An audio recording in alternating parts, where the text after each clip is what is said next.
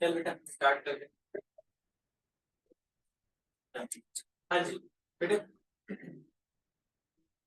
Chapter 5। Chapter 5 magnetism and matter start कर रहे हैं। पहला टॉपिक है मैग्नेटिज्म।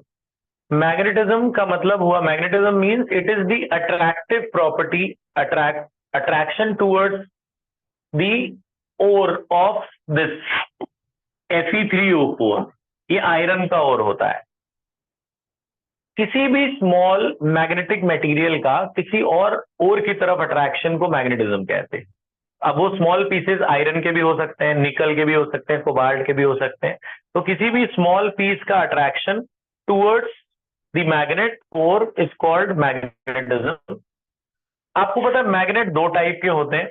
मैग्नेट दो टाइप के होते हैं, एक परमानेंट मैग्नेट होता है और एक एक इलेक्ट्रोमैग्नेट होता है। एक होता है आपका परमानेंट मैग्नेट, परमानेंट मैग्नेट। और अच्छा, permanent magnets are also called as artificial magnet. Artificial magnets इसलिए कहते हैं क्योंकि ये बाहर से साइंटिस्ट द्वारा बनाए गए। Natural magnet exist, natural magnet जो है डायरेक्टली एग्जिस्ट नहीं करते, उनको थोड़ा सा मॉडिफाई करके बनाया जाता है। नेचुरल मैग्नेट हम अर्थ के कोर को कह सकते हैं, अर्थ को हम नेचुरल मैग्नेट कह सकते हैं। जो हम लोग यूज करते हैं बार मैग्नेट हो गया। मैग्नेट हमारे हम लोग जो नॉर्मली यूज करते हैं, एक बार मैग्नेट यूज करते हैं, एक हॉर्स शू मैग्नेट होता है। हॉर्स शू मैग्नेट में भी दो पोल्स होते हैं। बार मैग्नेट में दो पोल्स होते हैं, एक नॉर्थ एक साउथ। हॉर्स शू मैग्नेट इस तरह से होता है, ऐसे घोड़े की नाल जैसा। उसके भी दो पोल होते हैं, नॉर्थ पोल और साउथ पोल होते हैं। और एक कंपस नीडल होता है। कंपस आपने देखा ना, कंपस के अंदर भी ऐसी नीडल सी होती है ना। इसके अंदर भी दो पोल होते हैं, नॉर्थ पोल और south pole. That is called a horseshoe magnet. अच्छा, that is called a compass needle वाला मैग्नेट। अच्छा ध्यान सुनो, तो तीन तरह के मैग्नेट है, bar magnet, horseshoe magnet और ये कंपस नीडल। ये बनाए जाते हैं, किससे बनाए जाते हैं? इनसे बनाए जाते हैं बेटा, एलॉय ऑफ एल्यूमिको, एल्यूमिनियम, निकल और कोबाल्ट से मिलकर बनाया जाता है आपका परमानेंट मैग्नेट। जो होते हैं वो किससे मिलकर बनाए जाते हैं? एल्यूमिनियम, निकल और कोबाल्ट, एल्यूनिको से मिलकर बनाया जाता है। अच्छा, फिर आपके इलेक्ट्रोमैग्नेट्स होते हैं। इलेक्ट्रोमैग्नेट्स, इलेक्ट्रोमैग्नेट्स आपने पढ़े हैं कि भाई कोई भी वायर जिसमें करंट छोड़ दो तो मैग्नेट बन जाता है। कोई भी वायर, बायसेवर्ट ने बताया था, बायसेवर्ट ने बोला कि भाई कोई भी वायर लो, आप उसमें करंट पास कर दो तो it behaves like a magnet. इसके बाहर भी मैग्नेटिक फील्ड लाइंस होती है लाइक अ नॉर्मल मैग्नेट। तो इलेक्ट्रोमैग्नेट का जनरल बेस्ट एग्जांपल आपको पता है सोलेनॉइड होता है। Solenoid also behaves like a bar magnet. Solenoid is a spiral shape copper wire, है ना, जिसको अगर हम बैटरी से कनेक्ट कर दें तो जिधर से करंट पास करेगा that acts as a south pole, और जहां से करंट निकलेगा उसे क्या बोलते हैं? North pole. Magnetic field line कहां से जाती है? North to south, outside the magnet, inside it is moving south to north. ये सब हमने पढ़ रखा है ना। अच्छा तो हमने जो पढ़ना है बेसिकली मैं आपको बता दूं, जैसे ये आपका बार मैग्नेट है, हम बार मैग्नेट के बारे में पढ़ रहे हैं। तो बार मैग्नेट आप एक तरह का इलेक्ट्रिक फील्ड से कंपैरिजन करो। जैसे इलेक्ट्रोस्टैटिक्स में हम एक डाइपोल कहते थे, when two equal and opposite charges small magnitude के, they are separated by a small distance, this is called a dipole. तो ऐसे ही बार मैग्नेट भी एक तरह का डाइपोल कहलाता है, इसे मैग्नेटिक डाइपोल कहते हैं। ये इलेक्ट्रिक डाइपोल होता था जिसमें दो इक्वल एंड अपोजिट चार्जेस होते थे। ये कौन सा डाइपोल होता है? Magnetic dipole. इसमें दो चार्ज होते हैं ना, इक्वल एंड अपोजिट, इसमें दो पोल होते हैं इक्वल एंड अपोजिट। जैसे इस चार्ज की वैल्यू को हम लोग क्या कहते हैं? क्यू। ऐसे इन पोल्स की भी वैल्यू होती है, उसको पोल स्ट्रेंथ कहते हैं। ये नॉर्थ का पोल स्ट्रेंथ है और ये साउथ का पोल स्ट्रेंथ है। They are denoted by small m. Small m is what? Small m को क्या कहते हैं? Pole strength. पोल की क्या ताकत है? दोनों पोल की इक्वल स्ट्रेंथ होती है but they are in opposite direction. तो ये नॉर्थ की पोल स्ट्रेंथ और ये साउथ की पोल स्ट्रेंथ। जैसे इन दोनों के बीच के डिस्टेंस को हम 2a से डिनोट करते थे, नॉर्थ और साउथ के बीच के डिस्टेंस को ये लोग 2l से डिनोट करते हैं। तो that is called magnetic length. 2l को क्या कहते हैं? Magnetic length. तो 2l is magnetic length. SI unit of this pole strength, SI unit of small m, of this small m is ampere meter, AM, pole strength unit. जैसे आपका electric field में electric dipole moment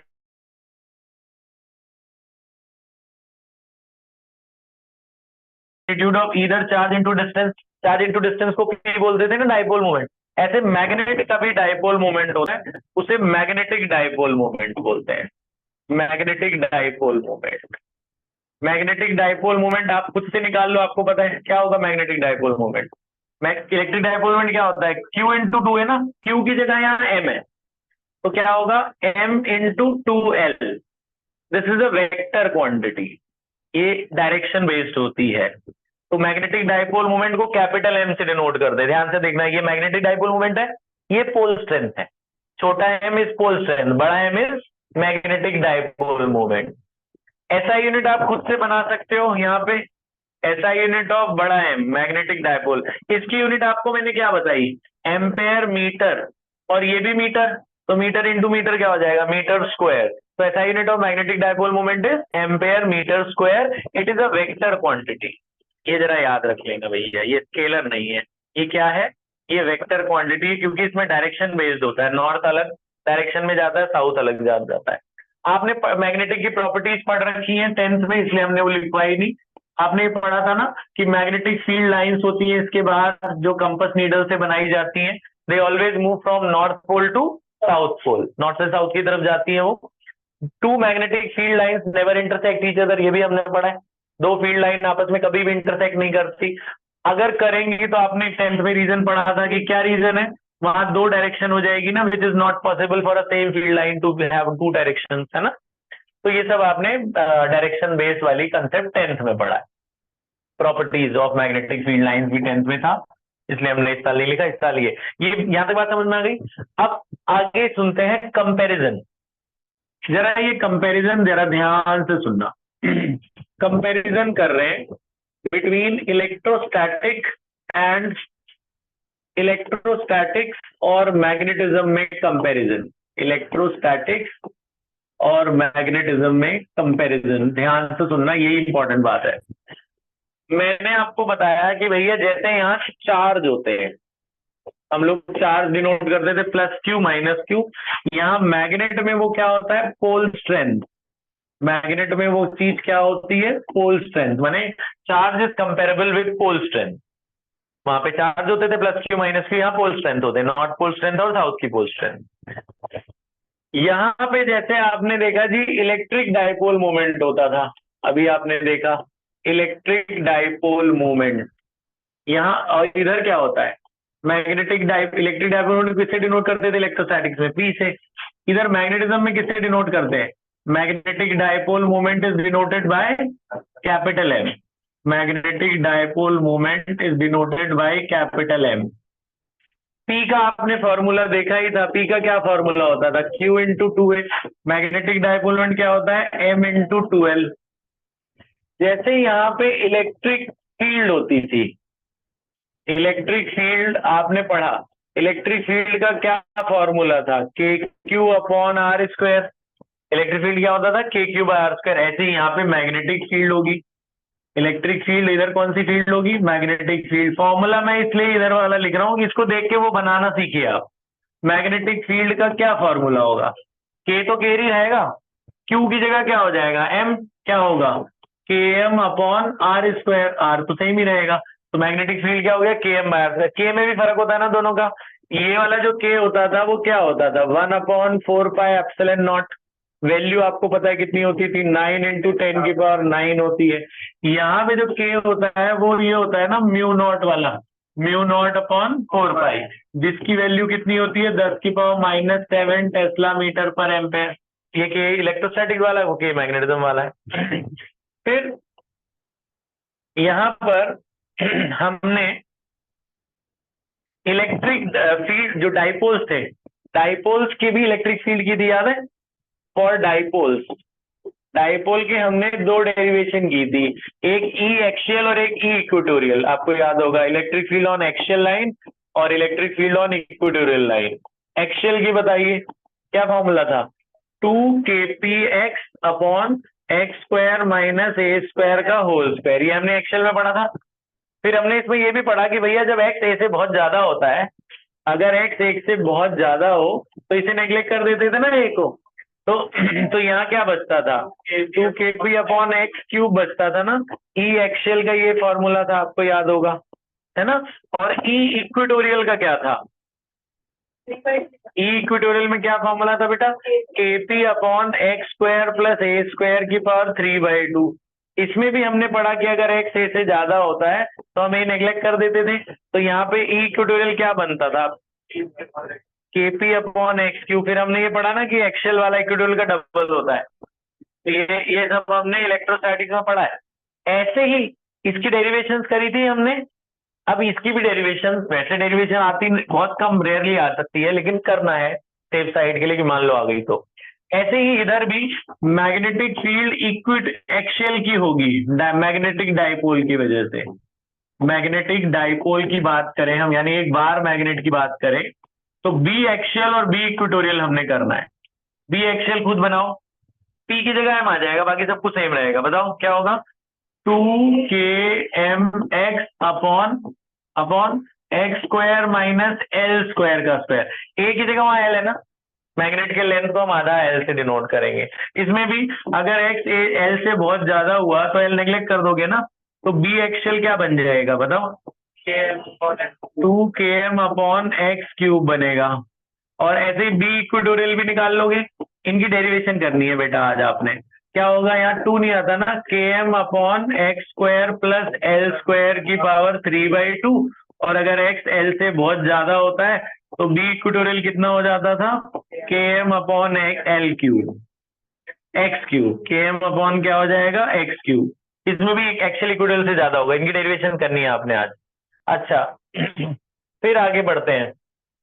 आगे सुनो, ध्यान से सुनना। फिर आगे 4 हो गया, 5वां देखो। आपको याद होगा पोटेंशियल एनर्जी की, टॉर्क की डेरिवेशन की थी हमने। टॉर्क एक्सियल में, नॉर्मल डाइपोल के लिए टॉर्क का क्या फॉर्मूला होता है याद है? P E sine theta. टॉर्क यहाँ पीई साइन थीटा, वहां पे क्या बनेगा? टॉर्क। टॉर्क की भी डेरिवेशन करनी है। टॉर्क क्या होगा? पी की जगह एम होगा, ई की जगह क्या होगा? बी, तो एम बी साइन थीटा, है ना। डाइपोल मूवमेंट का वहां मैग्नेटिक डाइपोल मूवमेंट होता था, इलेक्ट्रिक फील्ड की जगह क्या हो जाएगा? मैग्नेटिक फील्ड हो जाएगा, एम बी साइन थीटा बन जाएगा। फिर हमने पोटेंशियल एनर्जी का किया था, वर्क डन का। क्या फॉर्मूला था याद है? P E cos theta 1 minus cos theta 2, work done की नॉर्मल डेरिवेशन। पोटेंशियल एनर्जी में बाद में हम वो हटा देते थे ना, θ1 थीटा को θ2 90 ले लेते थे। तो ऐसे ही वहां भी आप कर लोगे। जो वर्क डन का फॉर्मूला होगा, पी की जगह एम हो जाएगा, ई की जगह बी, क्या बनेगा? M B cos θ1 minus cos θ2। ठीक है, तो यहां तक हमने करना है। एक्सियल इक्वेटोरियल हमने ये 4 डेरिवेशन करनी है बेटा। आपको ये 4 डेरिवेशन आती हैं। 4 आपको कौन कौन सी आती हैं? आ सकती हैं, एक एक्सियल की, एक इक्वेटोरियल की, एक्सियल, इक्वेटोरियल, ये 4 आखिरी की 4। B axial, B equatorial, torque for a bar, everything is for bar magnet, ये सब बार मैग्नेट के लिए। तो बी एक्सियल की करेंगे, बी इक्वेटोरियल करेंगे, टॉर्क की करेंगे, पोटेंशियल एनर्जी की करेंगे। 4 डेरिवेशन आपने अभी जल्दी से कर लेनी है 15 मिनट के अंदर। सेम डेरिवेशन है जो आपने इलेक्ट्रोस्टैटिक्स में करी है। तो पहली डेरिवेशन, फर्स्ट डेरिवेशन आप अभी करो, बस मैं आपको जल्दी जल्दी बता दूंगा। एक्सप्रेशन फॉर, पहली डेरिवेशन किसकी थी? Magnetic field on it on the axial line of the dipole, on the axial line of the bar magnet. अब डाइपोल की जगह हर चीज बार मैग्नेट में करना। Axial line of the bar magnet करो आप भी मेरे साथ, मैं भी कर रहा हूं। और कोई स्टेटमेंट वगैरह नहीं लिखनी इसमें, सीधा सीधा शुरू करना है। करते हैं, ध्यान, जिनको नहीं आता मैं जल्दी जल्दी बता दूं। देखो क्या लेंगे हम, इधर पे 2 मिनट देख ही लो, जल्दी से देख लो, फिर खुद कर लेना अपने आप बिना देखे। जल्दी से देख लो, 5 मिनट के अंदर मैं करता हूँ सारी डेरिवेशन। ध्यान से सुनना, थोड़ा जल्दी जल्दी। एक बार मैग्नेट लेते हैं, उसमें 2 पोल स्ट्रेंथ होते हैं, एक नॉर्थ का पोल स्ट्रेंथ और दूसरा साउथ पोल स्ट्रेंथ। इसकी लेंथ को हम किससे डिनोट करेंगे? 2l से। इसका सेंटर है ओ से किसी भी एक पॉइंट को हम लोग मानेंगे जहां पे हमें एक्सियल लाइन पे, इसी एक्सिस में जहां हमें मैग्नेटिक फील्ड निकालनी है। तो मैग्नेटिक फील्ड इस पी पॉइंट पे दो लगेंगी, एक नॉर्थ की वजह से लेगी, एक साउथ की वजह से लेगी। नॉर्थ को B1 मान लेते हैं। अच्छा, ये total length total length 2L था, तो आधा LL हो जाएगा ना ये लेंथ, है ना। मैग्नेटिक फील्ड का याद है, अभी हमने फॉर्मूला बताया था आपको, Km/r²।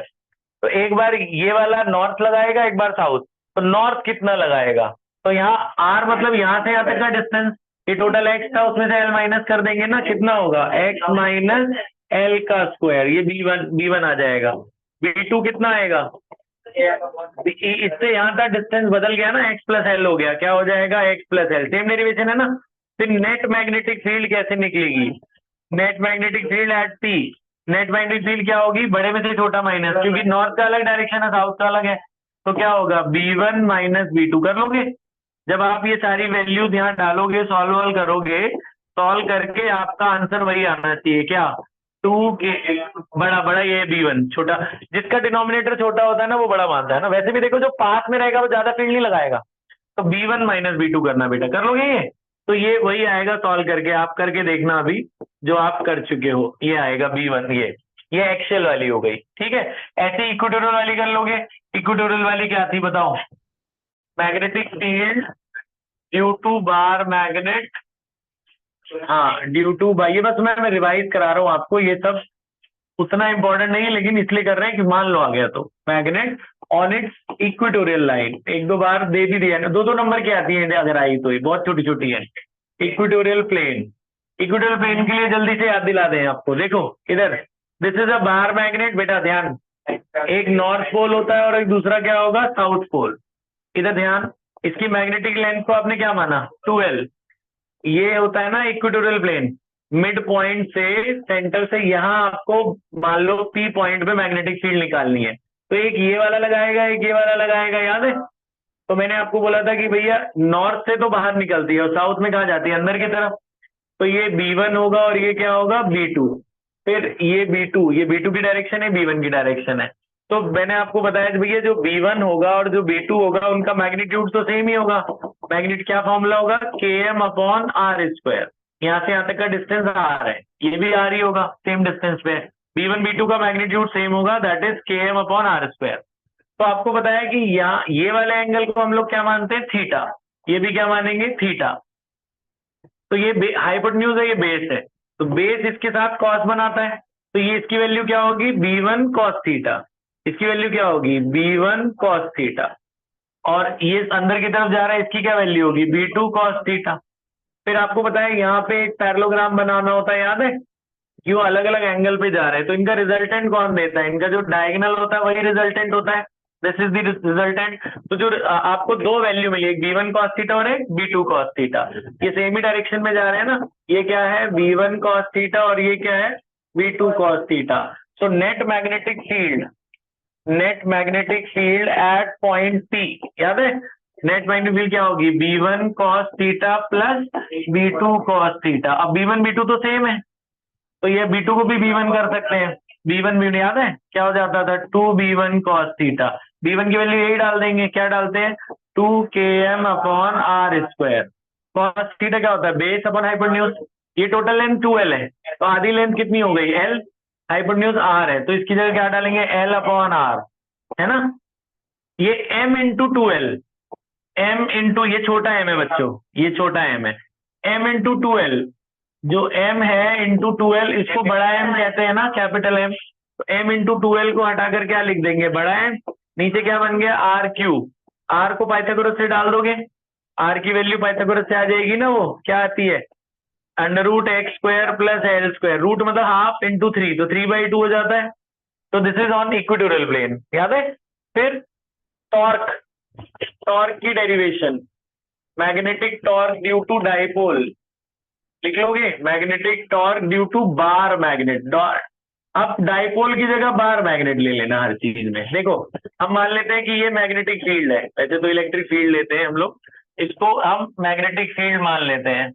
मैग्नेटिक फील्ड में मान लो ये हमारी मैग्नेटिक फील्ड है, मैग्नेटिक फील्ड में